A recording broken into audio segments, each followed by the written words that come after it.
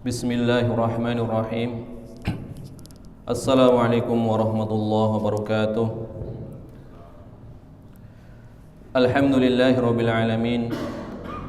Wa asyhadu an la ilaha illallah wahdahu la syarika lah. Wa asyhadu anna Muhammadan abduhu wa rasuluh. Sallallahu wasallam alaihi wa ala alihi wa sahbihi wa man tabi'ahum bi ihsanin ila yaumiddin. Amma ba'd. Kaum muslimin dan muslimat yang semoga dirahmati oleh Allah Subhanahu wa taala, kita lanjutkan kajian kitab Bulughul Maram yang pada hari ini insyaallah taala kita akan membahas apa-apa yang berkaitan dengan anjing. Apakah anjing dihukumi sebagai hewan yang suci atau dihukumi sebagai hewan yang najis? Inilah yang akan kita bahas pada pertemuan kali ini.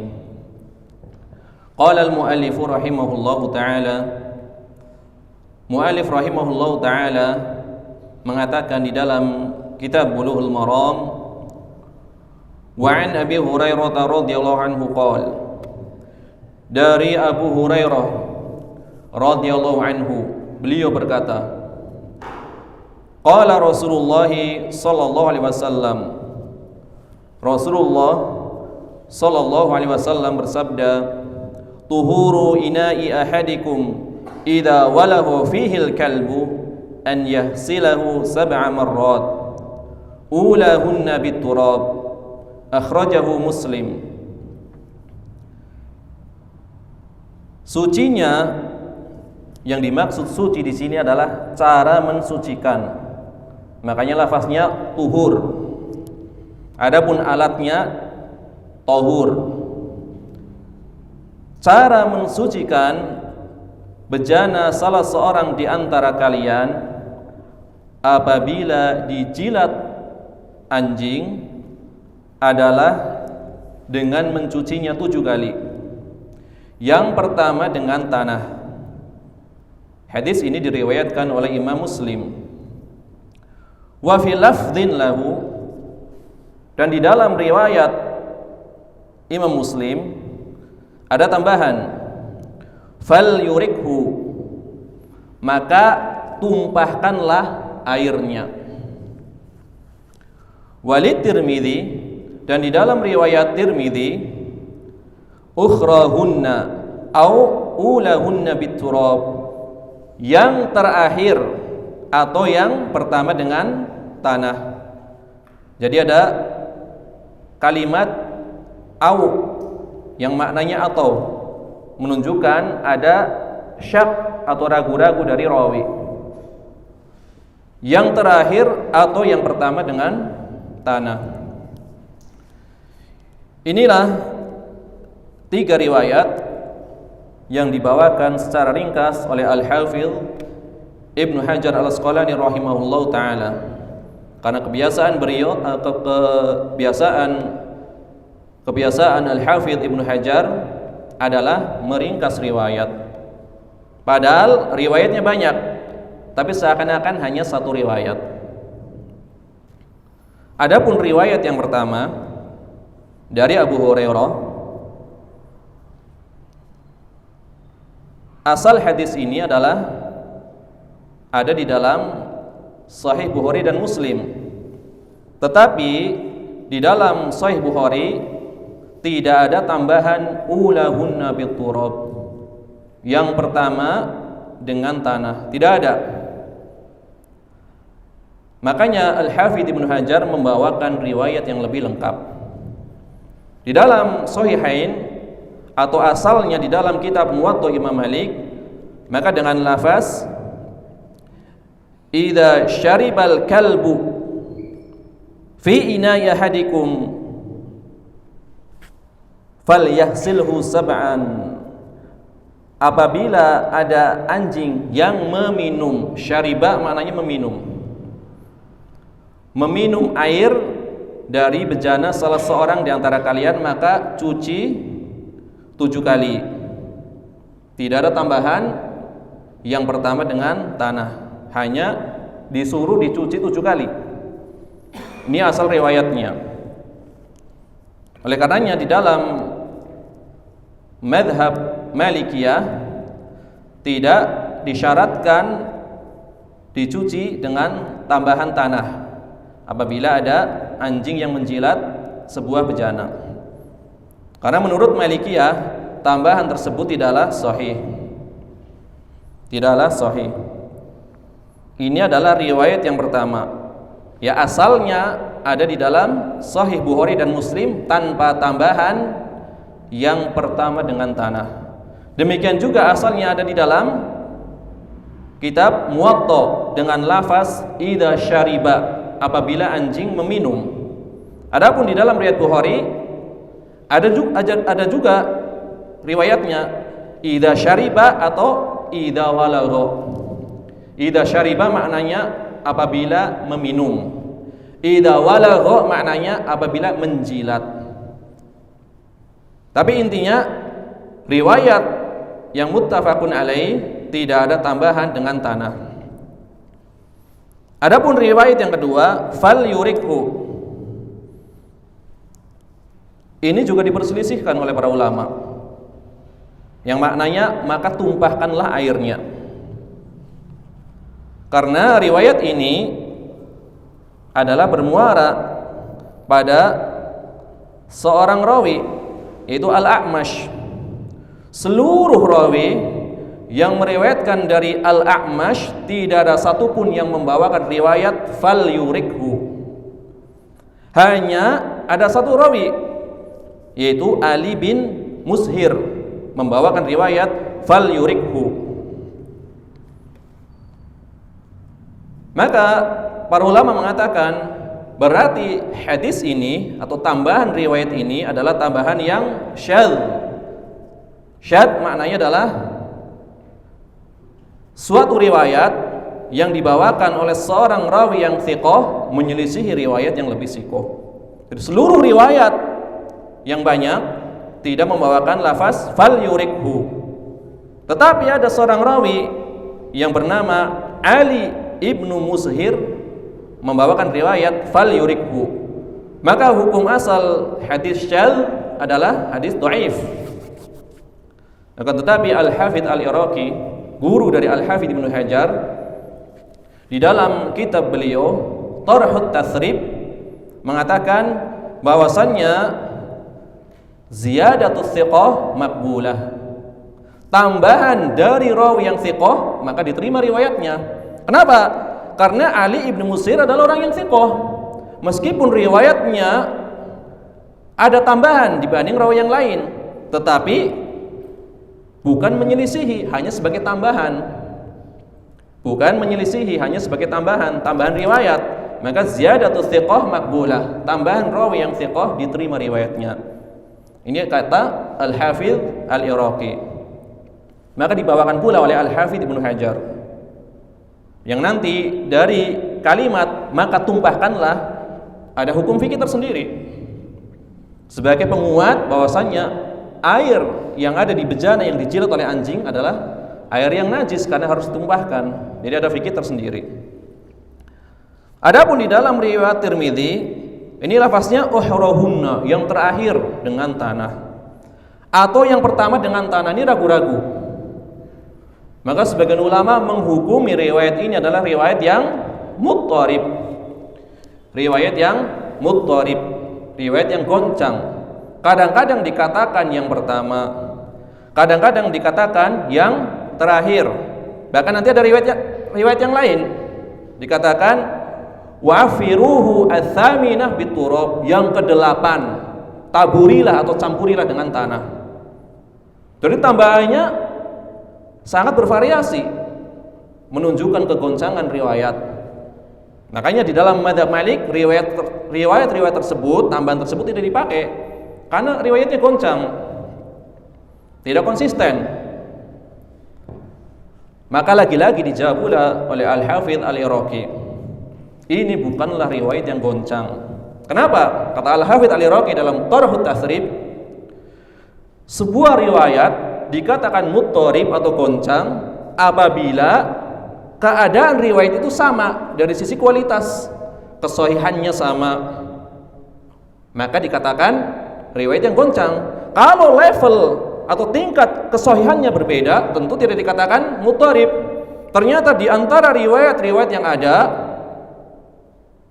yang lebih sahih dibanding yang lainnya, dan yang paling sahih adalah riwayat ulahunna biturab, yang pertama dengan tanah. Maka dibawakan oleh Al-Hafidz Ibnu Hajar, karena di antaranya rawi yang meriwayatkan dengan lafaz ulahunna biturab, yang pertama dengan tanah, adalah rawi yang dipakai oleh salah seorang penulis dua kitab sahih,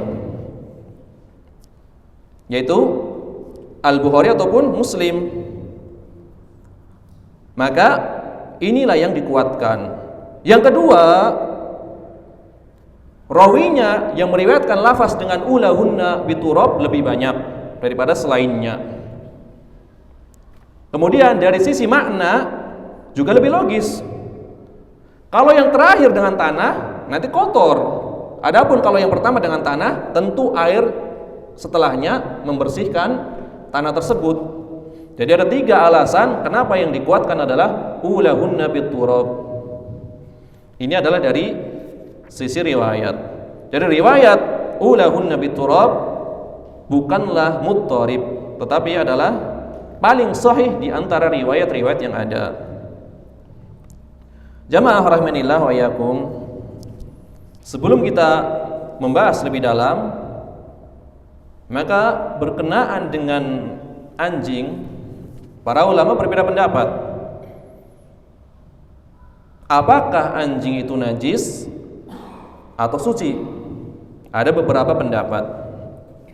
Pendapat yang pertama adalah pendapat yang mengatakan bahwasannya yang najis dari anjing adalah liurnya saja. Ketika dikatakan liurnya saja, otomatis kotorannya najis. Jadi kotoran tidak perlu dibahas lagi. Maksudnya selain kotoran, maka hanya liurnya saja yang najis. Ini adalah pendapat Abu Hanifah dan pendapat Dawud, bukan pendapat Dawud, pendapat madhab Zahiri, tapi bukan pendapat Dawud. Jadi ada pendiri madhab Zahiri, tapi ada pendapat resmi madhab Zahiri. Beda. Kebanyakan madhab Zahiriyah, pengikut madhab Zahiriyah berpendapat bahwasannya yang najis adalah liurnya saja.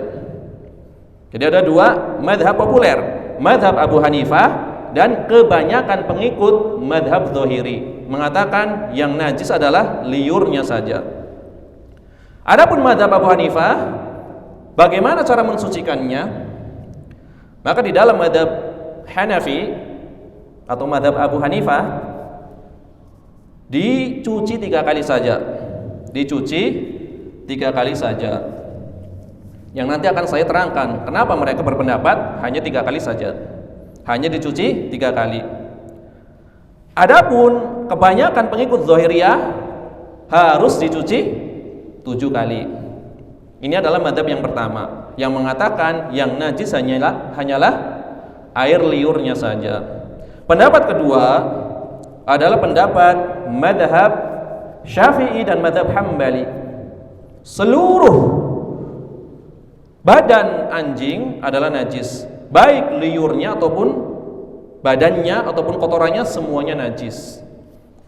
Ini adalah pendapat yang masyhur dalam madhab Syafi'i dan madhab Hambali. Adapun madhab Syafi'i, maka mengkiaskan atau dikiaskan dengan anjing, yaitu hewan yang lebih buruk, yaitu apa? Babi. Maka babi lebih najis daripada anjing. Kemudian peranakan dari anjing ataupun babi juga najis. Misalkan ada anjing kawin dengan kambing, kemudian melahirkan anak, maka najis. atau babi dengan kambing melahirkan anak maka menjadi najis. Ini adalah mazhab Syafi'i. Di dalam mazhab Hambali juga sama, dikiaskan dengan babi. Jadi babi lebih buruk daripada anjing. Adapun cara mensucikannya, baik menurut mazhab Syafi'i ataupun menurut mazhab Hambali adalah dicuci 7 kali dan dicampur dengan tanah. Jadi sama cara mensucikannya. Akan tetapi mazhab Syafi'i hanya menyatakan hewan yang najis adalah 2, yaitu apa tadi? Anjing dan babi. Berbeda dengan mazhab Hambali. Hewan yang najis bukan hanya anjing dan babi. Tetapi di dalam mazhab Hambali ada kaidah ketika menyikapi perbedaan antara hewan yang suci dengan hewan yang najis.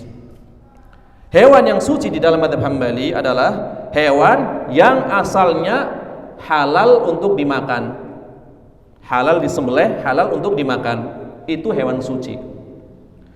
Yang kedua, hewan suci adalah hewan yang tidak halal dimakan, tetapi ukurannya seukuran kucing atau lebih kecil. Seukuran kucing atau lebih kecil. Tidak halal dimakan, tapi suci. Tikus suci, cuma tidak halal dimakan. Adapun hewan yang tidak halal dimakan, ukurannya lebih besar dari kucing, di dalam mazhab Hambali adalah hewan yang najis. Contohnya apa? Harimau, keledai, singa, semuanya najis karena tidak boleh dimakan dan ukurannya lebih besar dari kucing. Ini perbedaan hewan yang suci dan najis dalam mazhab Hambali.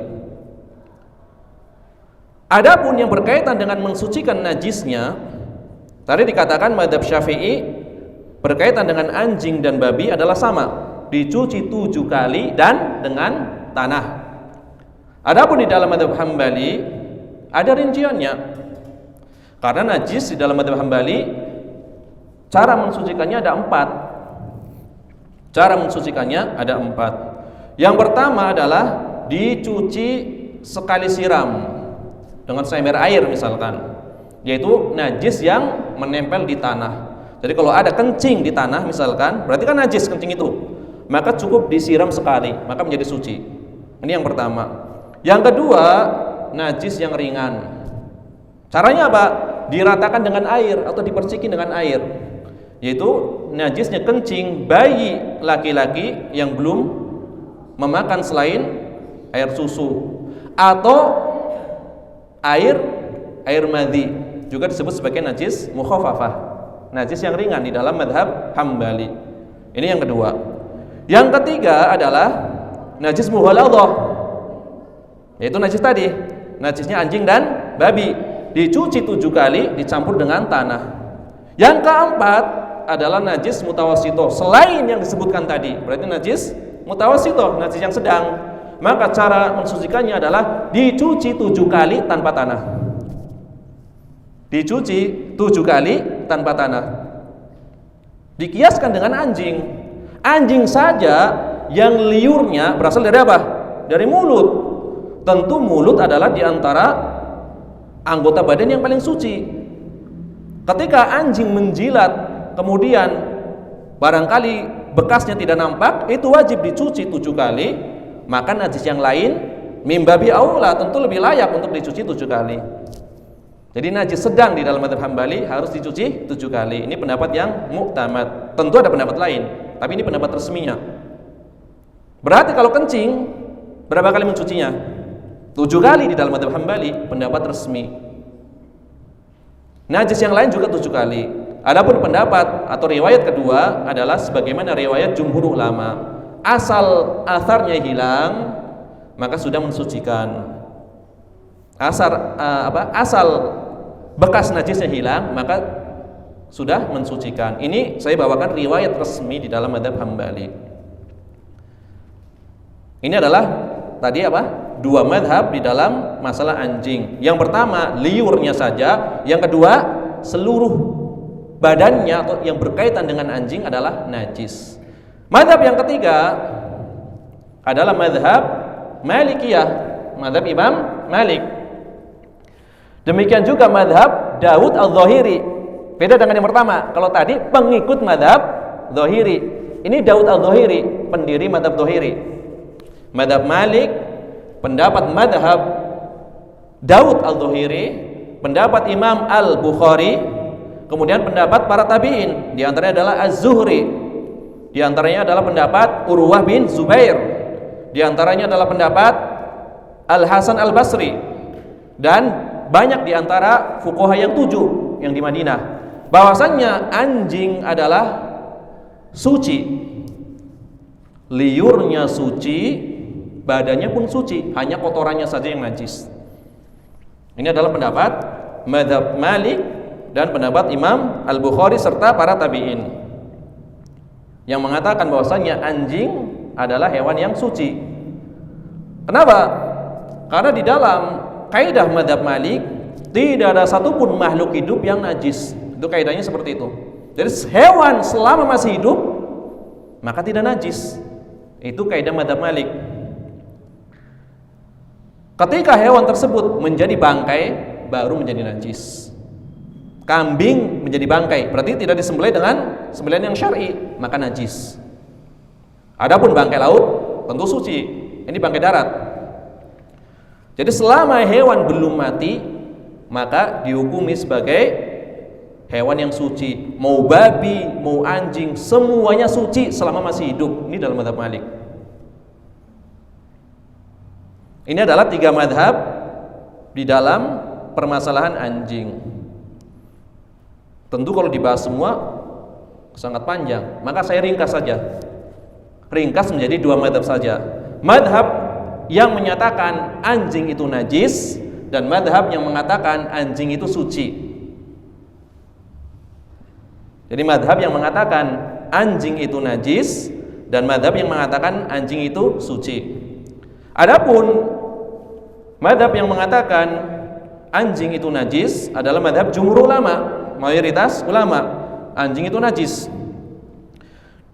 Di antara dalilnya adalah sebuah riwayat dari Imam Al-Bukhari dan Muslim yang saya sebutkan tadi.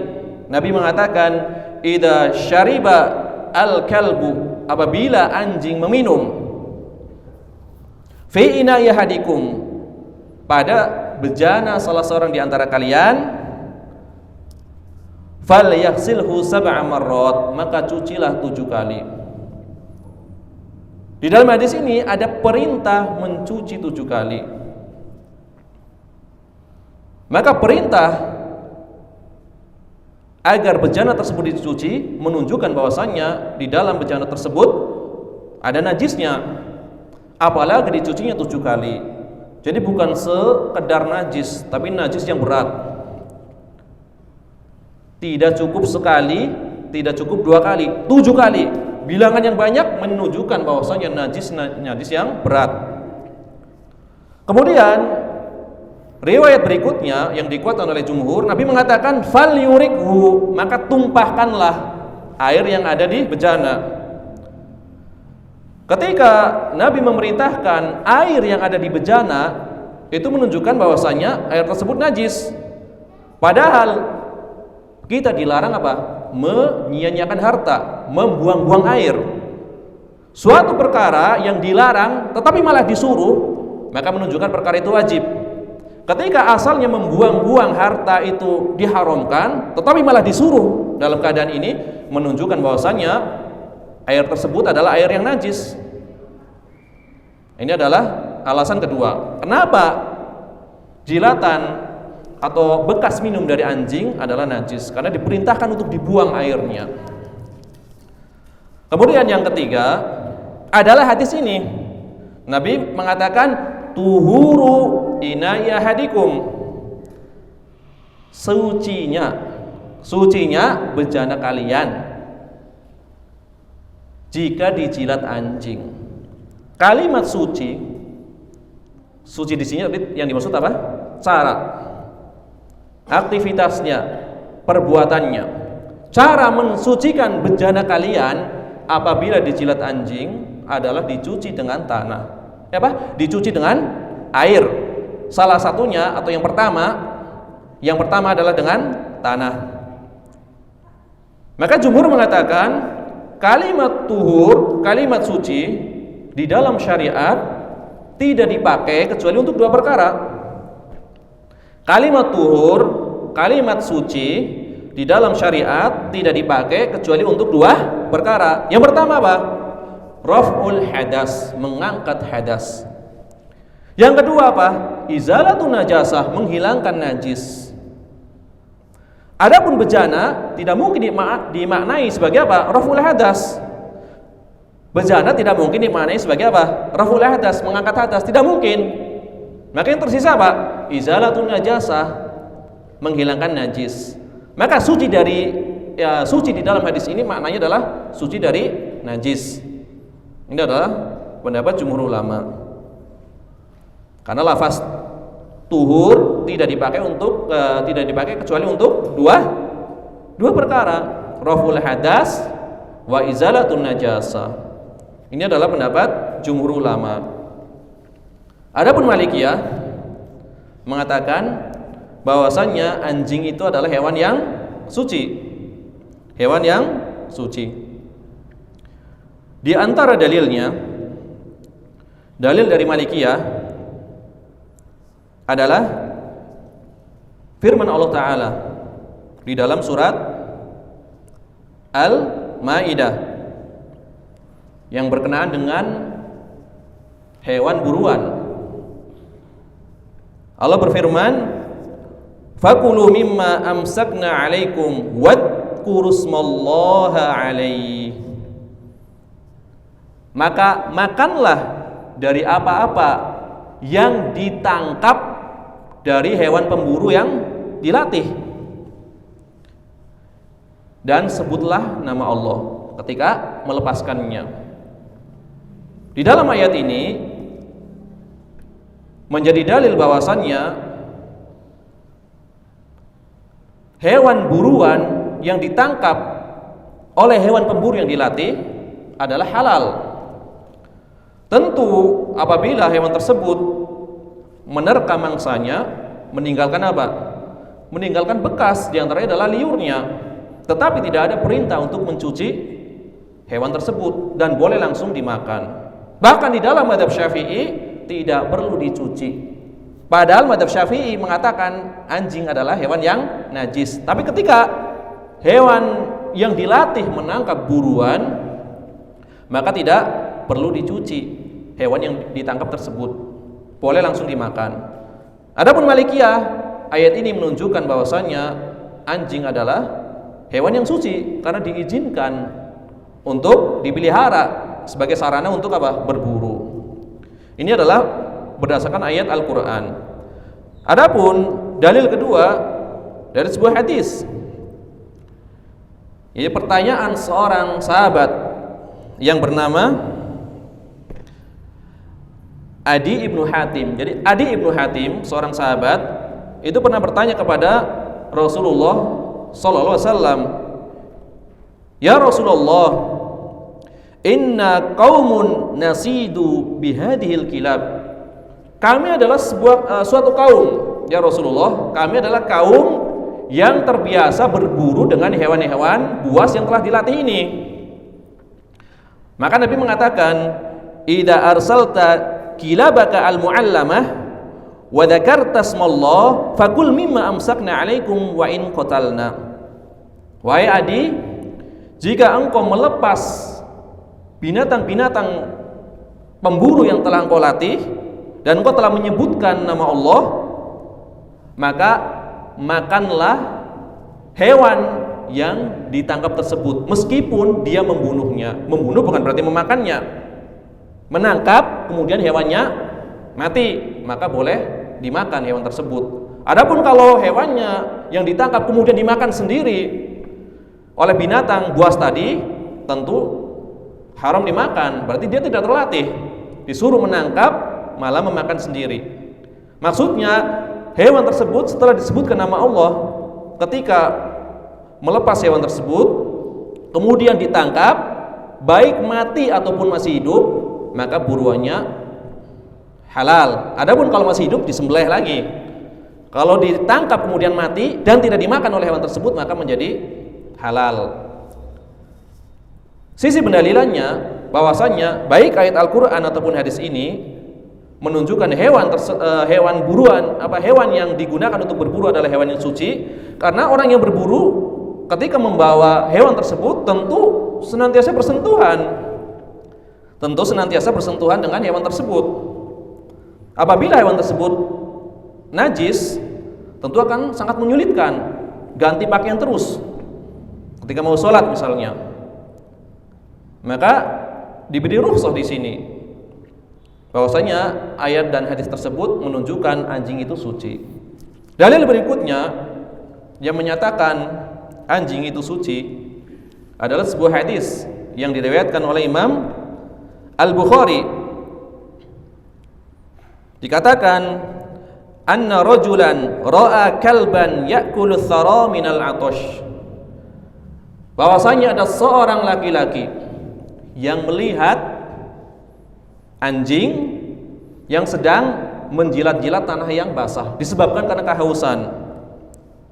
Fa akhadha rajul khuffahu, maka laki-laki tersebut merasa kasihan. Akhirnya apa?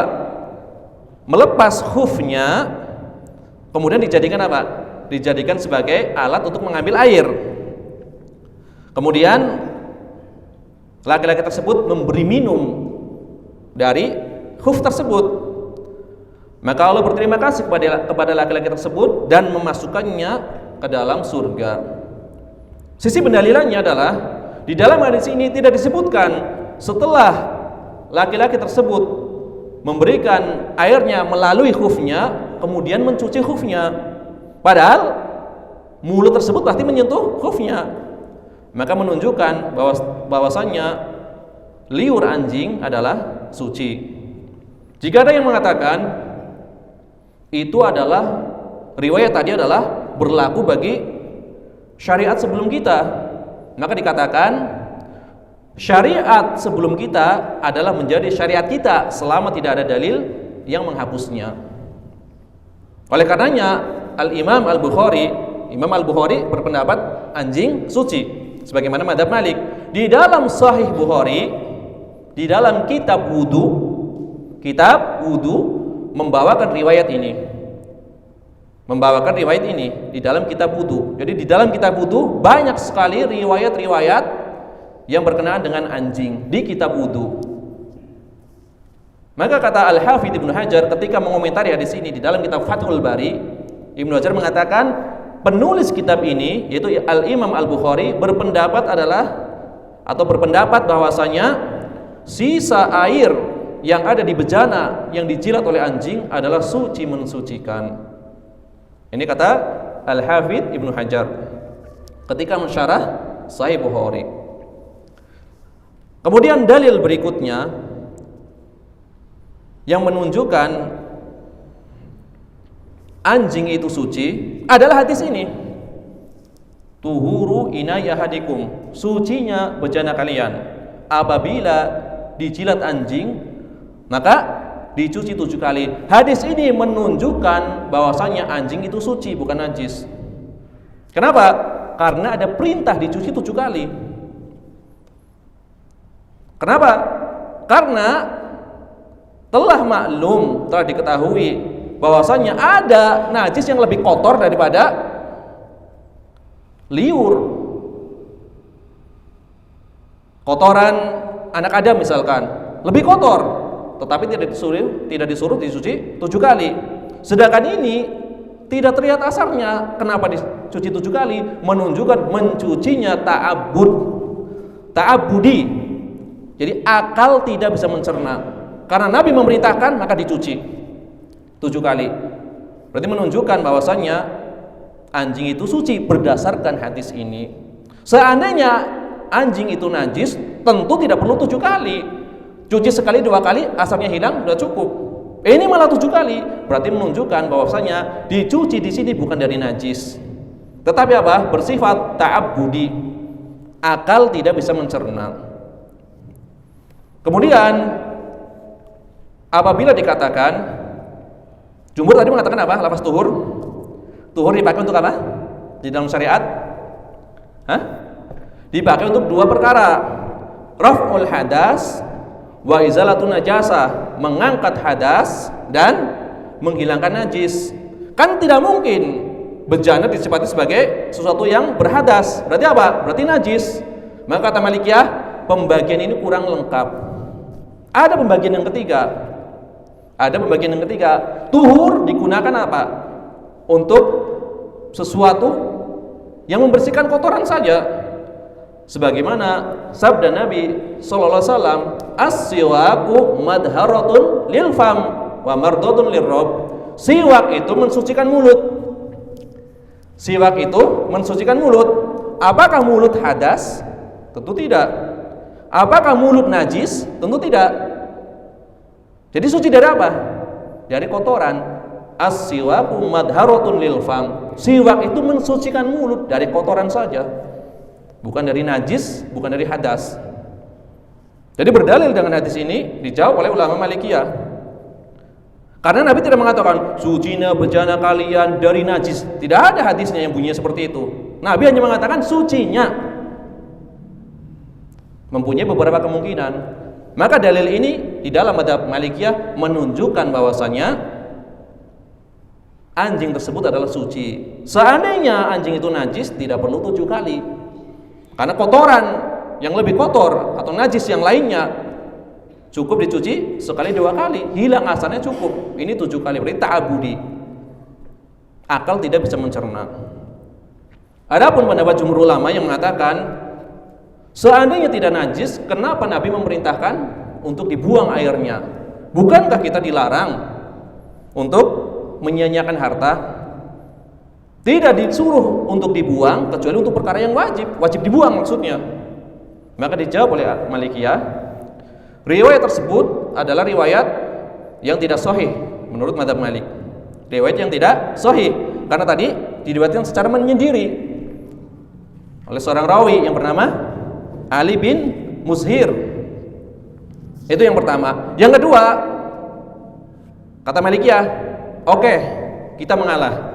Kita katakan bahwasanya hadisnya sahih dan wajib membuang air yang dijilat wajib membuang air yang ada di bejana yang dijilat oleh anjing. Kita katakan oke, kita terima riwayatnya sahih dan wajib membuang air yang ada di bejana tersebut yang dijilat oleh anjing. Tetapi itu juga tidak menunjukkan bahwasanya anjing najis. Tapi sebab lain, kata Malikiyah. Sebab lainnya apa? Adalah saddu dhara'i. Menutup sarana-sarana di dalam memelihara anjing agar orang itu tidak bermudah-mudahan di dalam memelihara anjing. Jadi saddu dhara'i, ketika air yang bejana yang dijilat oleh anjing kemudian ada airnya harus dibuang, maka kan orang merasa berat, jadi enggan memelihara anjing. Jadi saddu dhara'i bukan karena najisnya. Kenapa dikatakan seperti itu?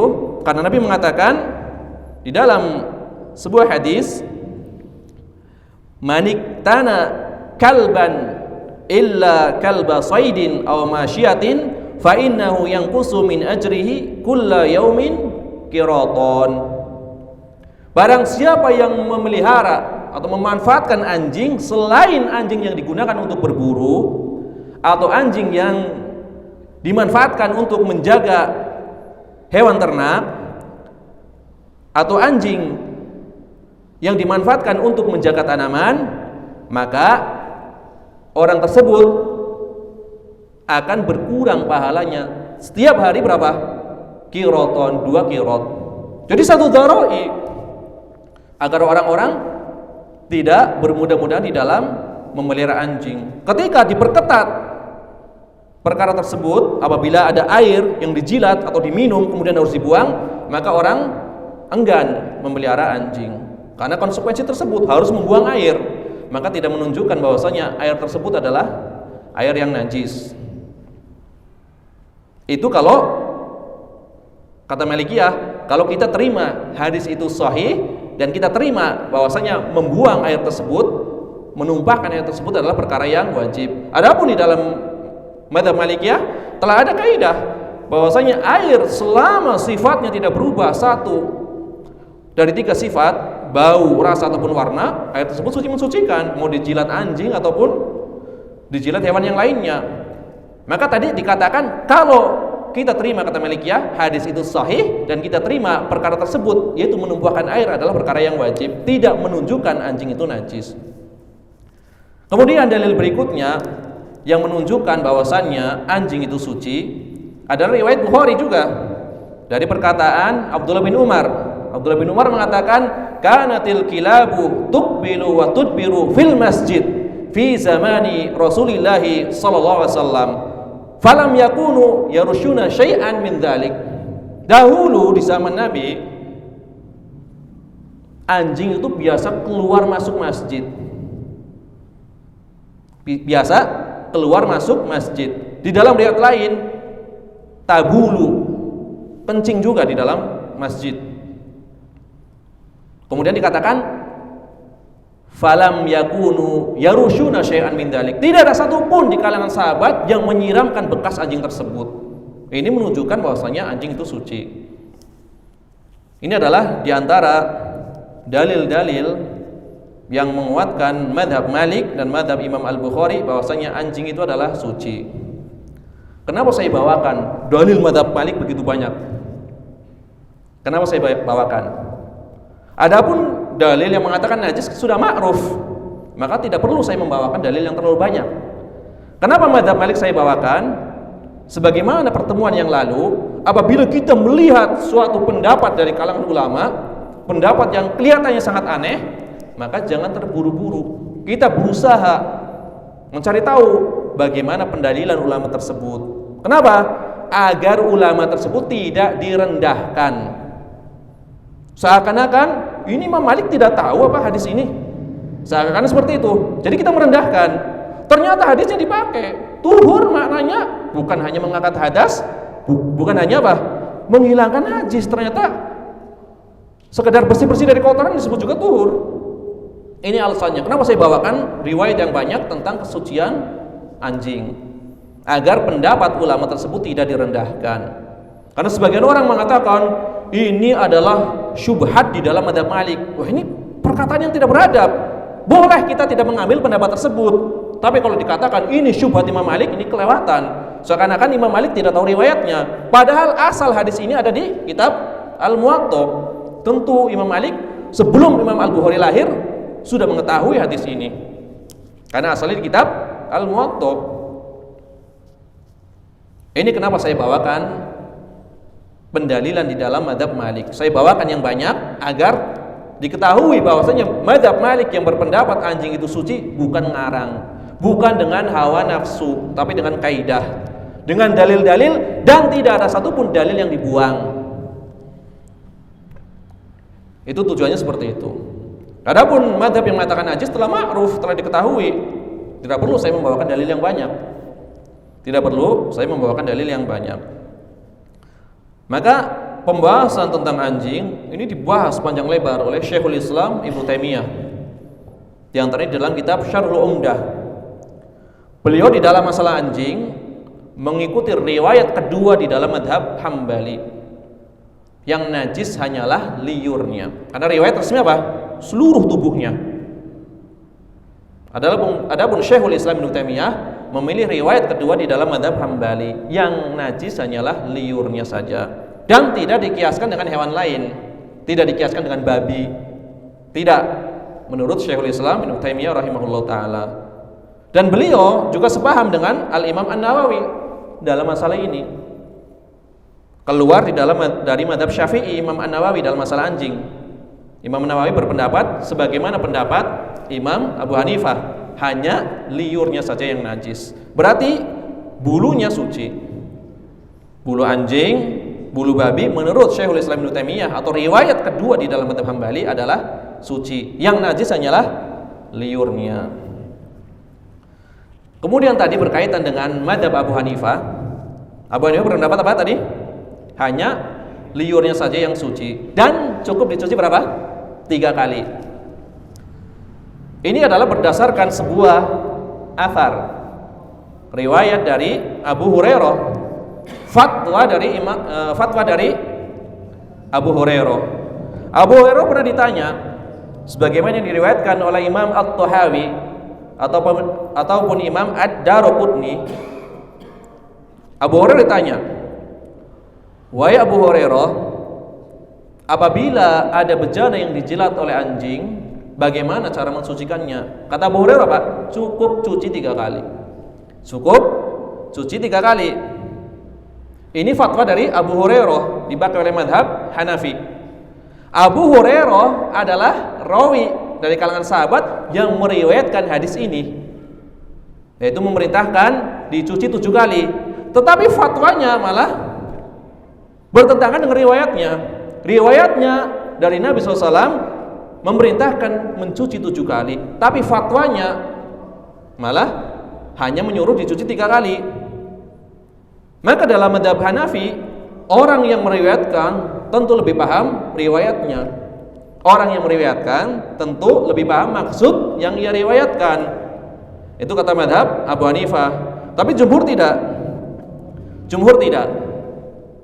Jumhur mengatakan apabila ada fatwa dari seorang sahabat yang menyelisihi riwayatnya, maka yang jadi sandaran adalah riwayatnya, bukan fatwanya. Yang jadi sandaran apa? Riwayatnya, bukan fatwanya. Riwayatnya mengatakan 7, fatwanya mengatakan 3, maka yang dipegang riwayatnya. Karena fatwa kan ijtihad, sedangkan riwayat adalah nas, maka dikuatkan nas, dalil yang tegasnya. Itu yang pertama. Yang kedua, ternyata dinukil juga riwayat yang lain atau fatwa Abu Hurairah yang lain yang mengatakan harus dicuci 7 kali dan sanadnya lebih sahih. Jadi ada riwayat 3 kali, ada riwayat 7 kali, dua-duanya fatwa. Ternyata riwayat yang 7 kali lebih sahih, maka dikuatkan riwayat yang 7 sesuai dengan hadis marfu. Fatwanya sesuai dengan hadis marfu, maka dikuatkan. Atau yang ketiga, dikuatkan dengan hadis marfu, tapi dengan lafaz yang berbeda. Apabila bejana salah seorang di antara kalian dijilat anjing, maka cucilah 3 kali atau 5 kali atau 7 kali. Jadi ada pilihan, 3 kali, 5 kali atau 7 kali. Ini riwayat Ad-Daraqutni, riwayat marfu. Akan tetapi riwayat ini kata para ulama adalah riwayat yang dhaif. Riwayat ini adalah riwayat yang dhaif, maka tidak dipakai riwayat ini. Ketika tidak dipakai, maka dengan pertimbangan-pertimbangan tadi, maka mencucinya haruslah 7 kali.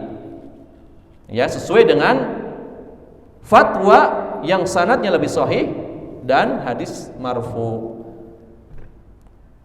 Ini adalah yang berkaitan dengan madhab Hanafi. Jadi pendapat resminya cuma 3 kali saja, hanya 3 kali saja, karena fatwa Abu Hurairah. Adapun di dalam madhab Maliki yang mengatakan anjing itu suci, tetap harus dicuci, bejananya tetap harus dicuci, tetapi bukan karena najis, ta'abudi. Akal tidak bisa mencerna, hanya saja mencucinya sunnah. Mencucinya hanya sunnah, tapi 7 kali. Mencucinya adalah sunnah. Adapun jumhur ulama telah kita ketahui, ya, dicuci dengan tanah, yang pertama dengan dicuci dengan air, yang pertama dengan tanah. Karena itu riwayat yang paling kuat di antara riwayat-riwayat yang ada. Ya, sebagaimana telah kita terangkan tadi, 3 alasan. Jalur-jalurnya lebih banyak, kemudian secara makna juga lebih pas. Kalau tanah diletakkan di awal, maka lebih pas. Adapun kalau diletakkan di akhir, ya kotor, meskipun tidak najis, tapi kan kotor, maka tidak pas secara makna.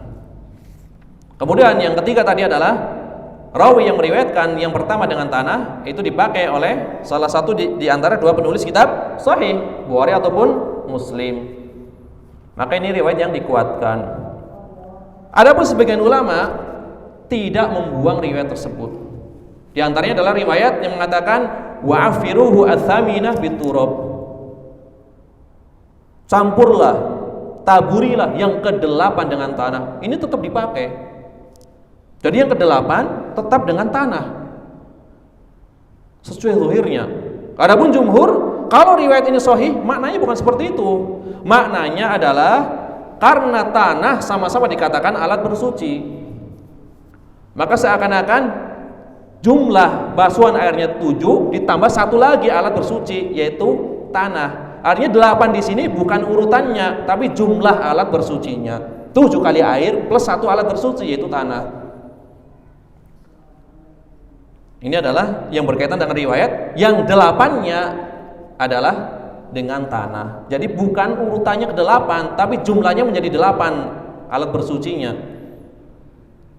7 kali air plus 1 tanah. Karena tanah kan alat bersuci, sebagaimana sabda Nabi sallallahu alaihi wasallam, "Ju'ilat liyal ardu masjidan wa tahura." Dijadikan bumi semuanya untukku sebagai apa? Sebagai masjid dan alat bersuci. Ini juga dalil Malikiyah.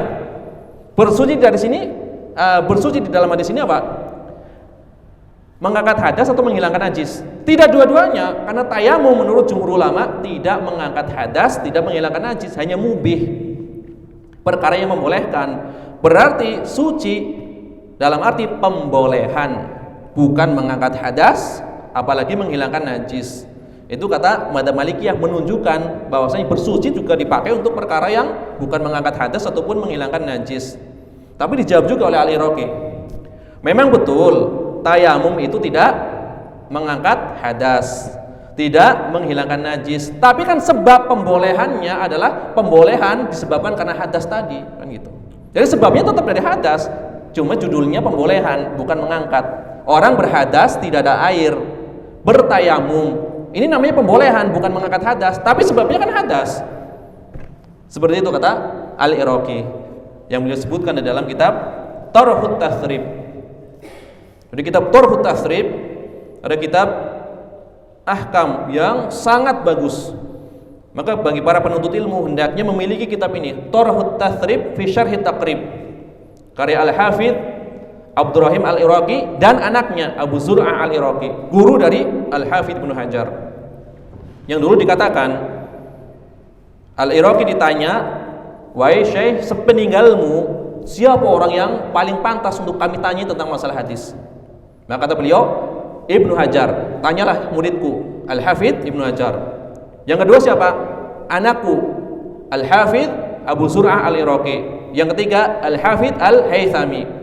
3 orang disebut oleh Al-Iraqi. Jadi anaknya menjadi ulama besar.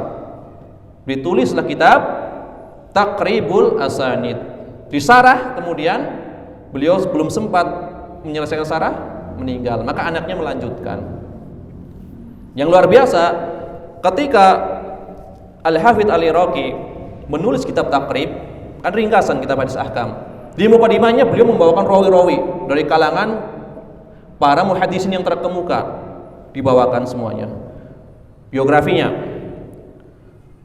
Kemudian berlalu zaman, anaknya besar menjadi ulama ahlul hadis juga, Al-Hafidz. Maka beliau mensarah kitab tersebut. Di awal sarah beliau mengatakan, dahulu aku belum memasukkan biografi anakku karena ketika itu masih kecil anakku. Maka sekarang di sarah ini aku masukkan biografi anakku, Al-Hafidz Waliyuddin Abu Zur'ah Al-Iraqi, disebutkan biografinya dan guru-gurunya. Bapaknya menulis biografi anaknya. Umumnya seorang anak menulis biografi apa? Biografi ayahnya. Ini ayahnya menulis biografi anaknya, digolongkan sebagai ulama besar, Al-Hafidz Abu Zur'ah Al-Iraqi. Ini luar biasa. Ya, berbeda dengan sebagian ulama yang memang sangat kagum kepada ayahnya sampai tidak pernah menyebut ayahku berkata. Tetapi apa? Syekhul Imam, Syekhul Imam, Syekh Al-Imam mengatakan. Itu kebiasaan siapa? Tajuddin As-Subki. Ketika menyebut Taqiyuddin As-Subki, tidak dengan ayahku, tapi Syekh Al-Imam. Jadi sangat kagum terhadap ayahnya. Saking berlebihannya mengatakan seperti ini. Al-Imam An-Nawawi dengan Syekh Al-Imam, dengan ayahku, itu sebenarnya lebih alim ayahku, kata Tajuddin As-Subki. Hanya saja di zaman Imam An-Nawawi kitabnya lengkap, di zaman ayahku tidak lengkap. Maka Imam An-Nawawi bisa menulis kitabnya dengan sangat bagus. Ini suatu kekaguman yang luar biasa terhadap ayahnya. Tapi dijawab para ulama, ini pernyataan yang berlebihan. Bahkan selama puluhan tahun Al-Imam An-Nawawi menulis kitab Al-Majmu' Syarah Muhadzab hanya sampai 9 jilid. Bab awal kitab riba sampai 9 jilid, baru 1/4 kitab disarah. Beliau keburu meninggal.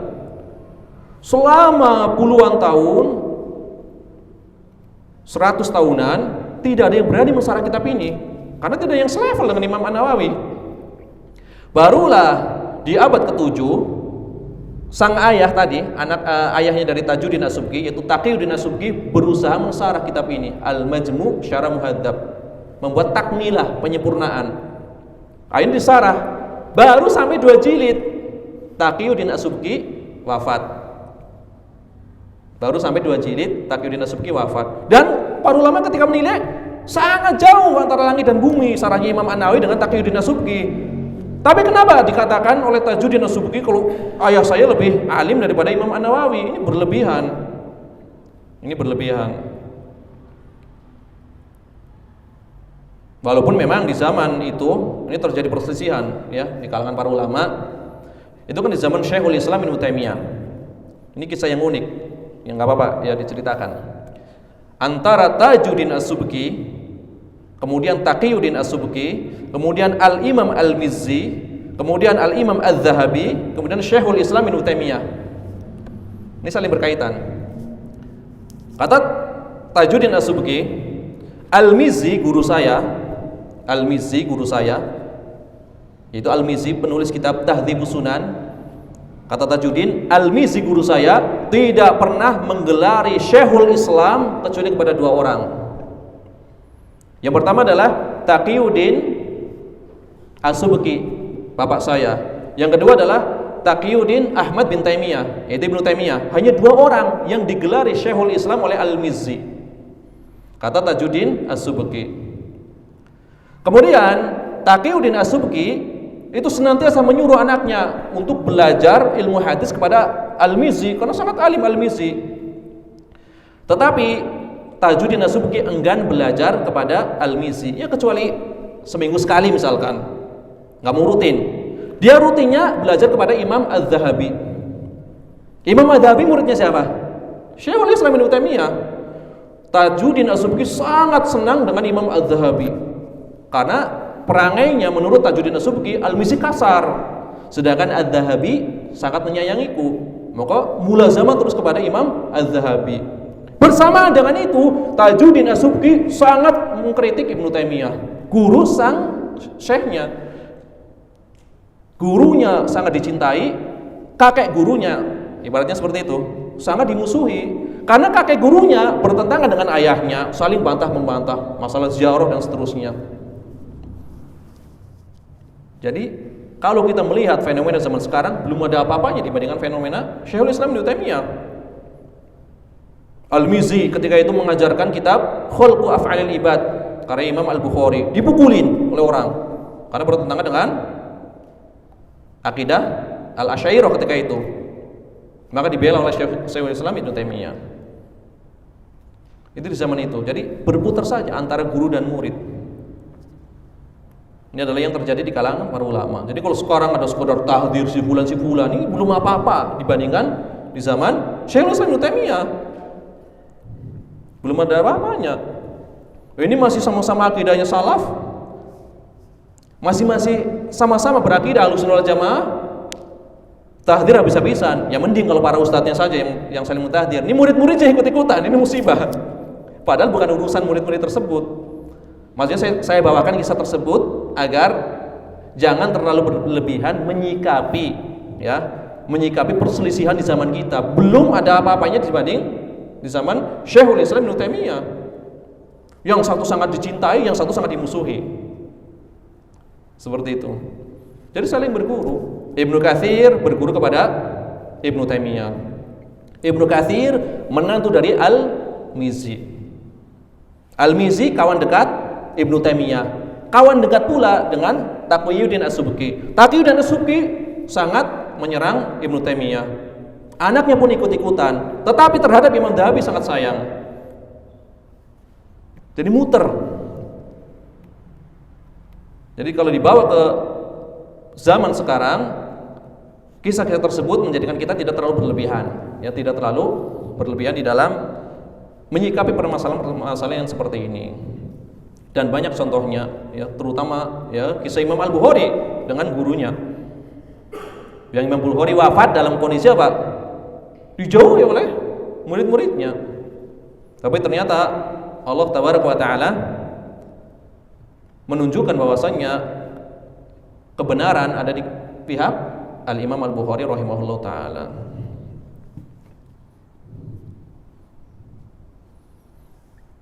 Ya, barangkali hanya ini yang bisa disampaikan pada kesempatan kali ini. Saya tidak membawakan faidah karena ada banyak yang diketahui bahwasanya anjing itu menurut mazhab Syafi'i, mazhab yang populer di negeri ini, dan mazhab Hambali adalah hewan yang najis. Saya sekedar membawakan pendapat mazhab Malik agar pendapat mazhab Malik tidak direndahkan meskipun tidak kita ambil. Jadi faedahnya di situ. Agar kita lebih beradab kepada para ulama, melihat pendapat yang kelihatannya sangat aneh, tidak terburu-buru menghakimi, tidak ada dalilnya. Barangkali kita belum mengetahui dalilnya.